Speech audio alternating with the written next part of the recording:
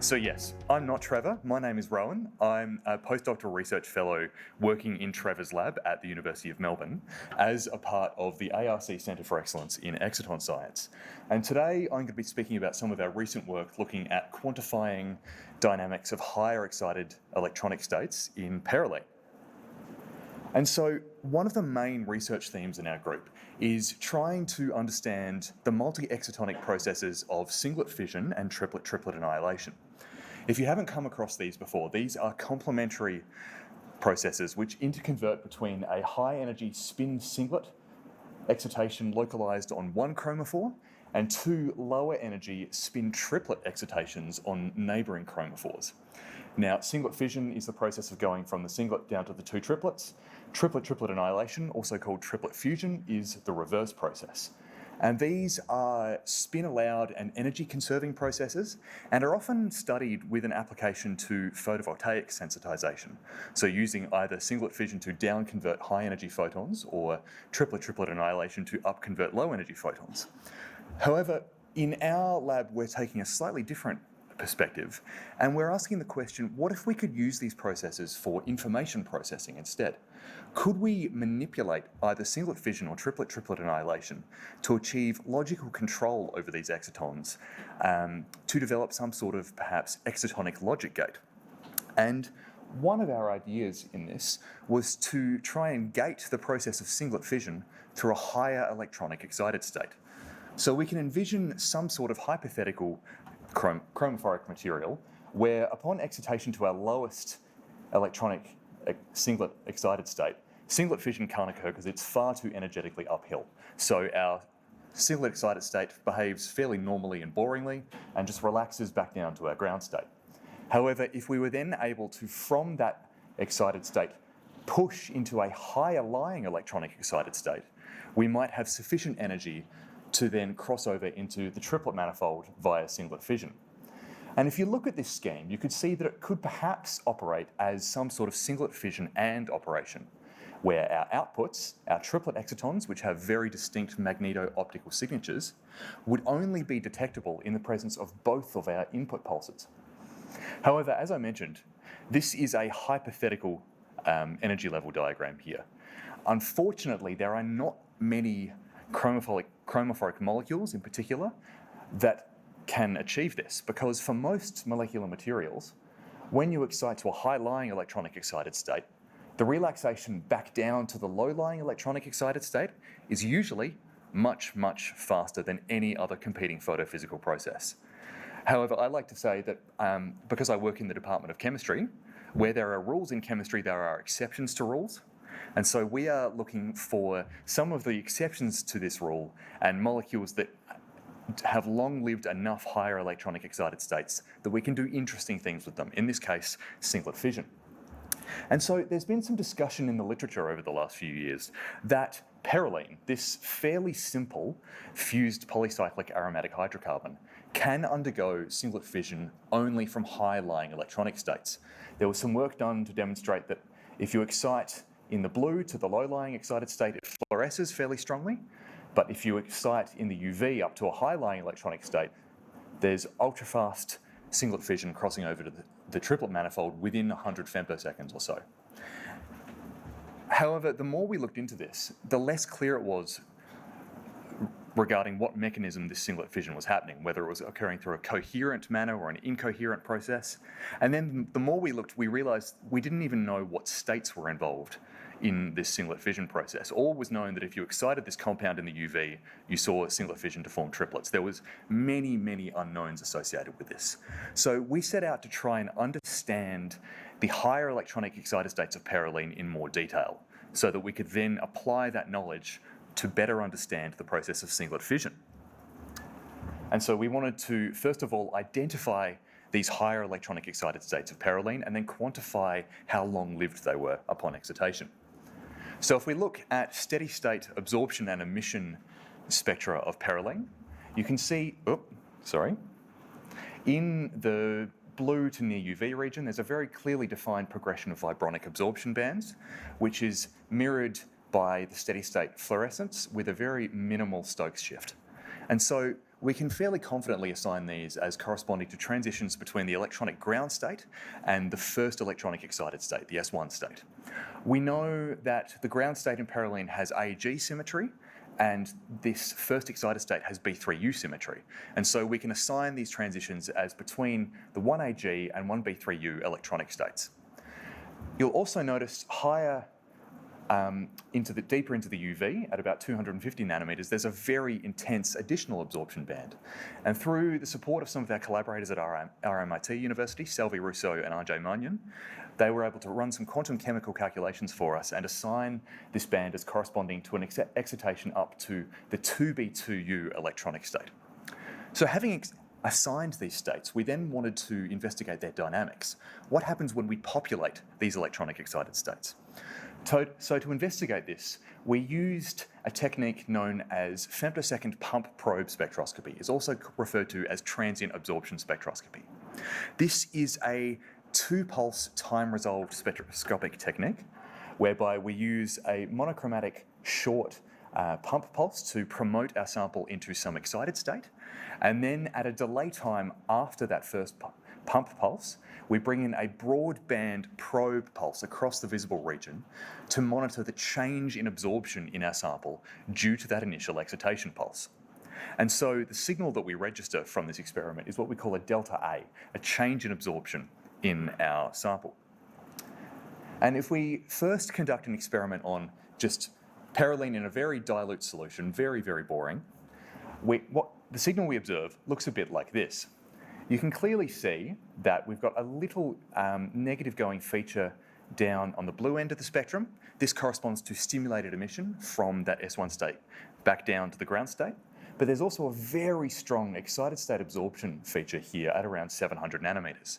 And through, again, the support of our RMIT colleagues and some polarization-dependent experiments, we were able to assign this excited state absorption as corresponding to a transition from the 1B3U state up to the 2AG state, which is optically dark from the ground state.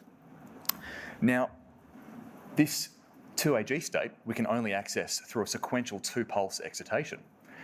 So we wondered whether we could use this as some sort of higher excited state to gate singlet fission. And so we wanted to then try and populate the 2AG state and monitor its dynamics. To do this, we used an extension of our technique, which we call pump push probe, because spectroscopists love their alliteration. And what this involves is using our same push pulse to excite our sample into that S1 excited state, and then after that bringing in a push pulse, which further promotes our sample into that higher 2AG electronic excited state, and then bringing in our probe pulse to monitor the change in absorption. So the data I'm showing here corresponds to a pump push probe experiment where we bring our push pulse in at a delay time of around 1 picosecond after our pump. And you can see that when we bring this push pulse in, these excited state absorption and stimulated emission features are reduced in intensity. They're bleached somewhat, which makes sense because we are actually depopulating that first excited state from which those features arise. Over a period of hundreds of femtoseconds after that, we see a slight redshift in this bleaching signal, and this then persists for tens of picoseconds after we bring in the push pulse. However, we're now starting to try and think about changes in a change in absorption signal, which can be a little difficult to wrap your head around. So an alternative way of viewing this data is to measure what we call, very creatively, the delta A, the change in our delta A signal due to that push pulse. And I'm plotting that data here. And you can see after we bring in that push pulse, there's this bleaching of our S1 excited state features. There's also this broad positive going feature down in the red end of the spectrum corresponding to this redshift in our excited state absorption. And if we monitor the dynamics of these features, we can see that there's a sub-picosecond growth in these features, followed by a relaxation over tens of picoseconds. Now, we undertook some spectral modelling and deconvolution of this data. I don't have time to go into the details, but we were able to settle on a sequential two-component model as the minimal model to describe this data, which corresponds to this growth over about 340 femtoseconds, and then relaxation over 18 picoseconds. And we assign these processes, first of all, as internal conversion from the 2Ag state back onto the vibrational manifold of the 1B3U state, and then vibrational cooling or relaxation within that 1B3U over tens of picoseconds. Sorry. Now, you'll remember that in our steady state absorption spectrum of Perylene, there's also this very strong UV absorption, which we were able to assign as an excitation to the 2B2U state. So we also wanted to investigate the dynamics of this other higher electronic excited state. So we again undertook some pump probe spectroscopy, this time exciting in the UV, using a 270 nanometer pump to just hit the edge of this absorption band here. And you can see that the spectral dynamics here are much more complex now. There's this slow growth in our excited state absorption signal over the first couple of picoseconds, then followed by a blue shift, a sharpening, and a growth in the signal over tens of picoseconds. Again, we undertook some modelling, and what we settled on was a 3-component model where we've got a first initial growth component with a time constant of just over half a picosecond, then an initial further growth with a time constant of 24 picoseconds, and we assign these two processes again, first of all to internal conversion from the 2B2U back onto the 1B3U, and then vibrational cooling again within the 1B3U manifold. And so to summarise what we've uncovered in this work in the form of a Jablonski diagram, we've identified two higher electronic excited states of Perylene, which we can access through different methods. There's the 2Ag state, which we can only access through sequential 2-photon, 2-colour excitation via the 1B3U state.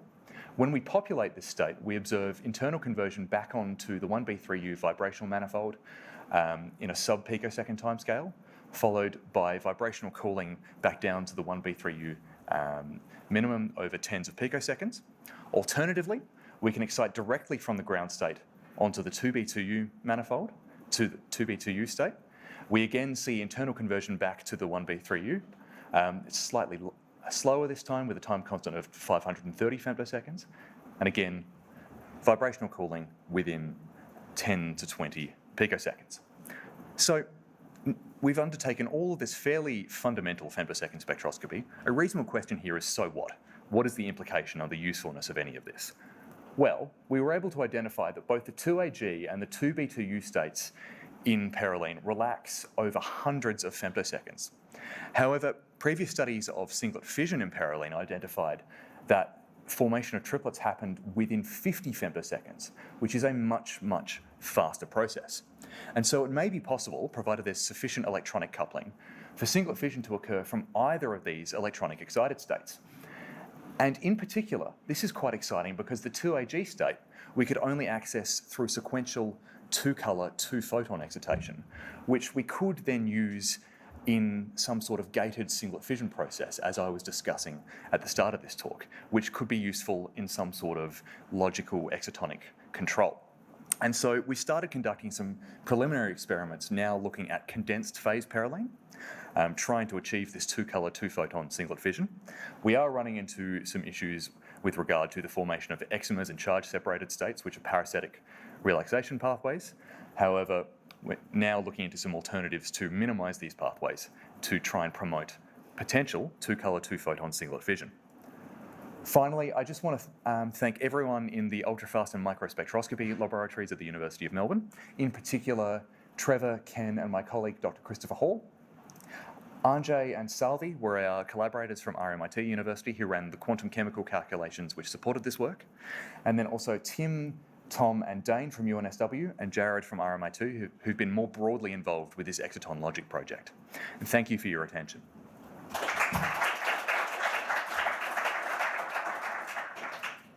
Fantastic. Thank you, Ron. Any questions?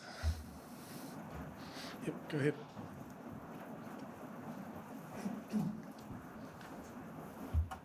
So for the solid state experiments that you mentioned, so you're just making a pristine film of Perylene?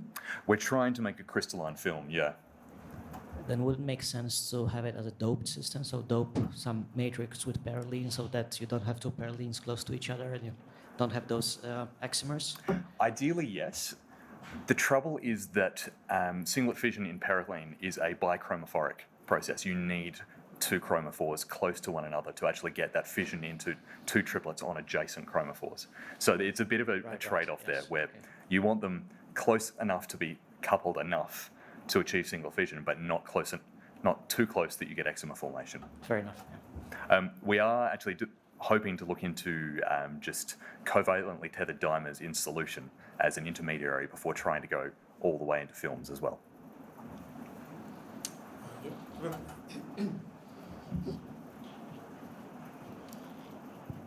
You had your one of the excited states being 2 B2U. Is there a 1 B2U, or I suppose does it mean that there is. Can I grab my slides back for a second, please?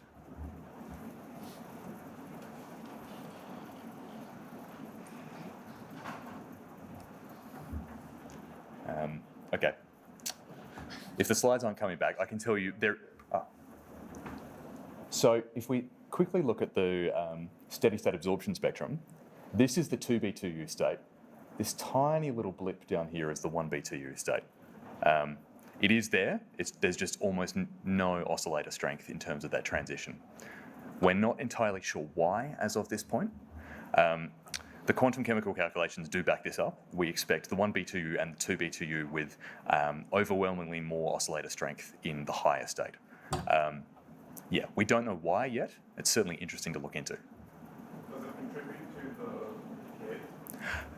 It's very possible. We've modelled this assuming that we're getting relaxation from the higher states immediately back onto the lowest singlet excited state. But yes, it's very possible that relaxation is occurring via some of the other optically dark states in that region.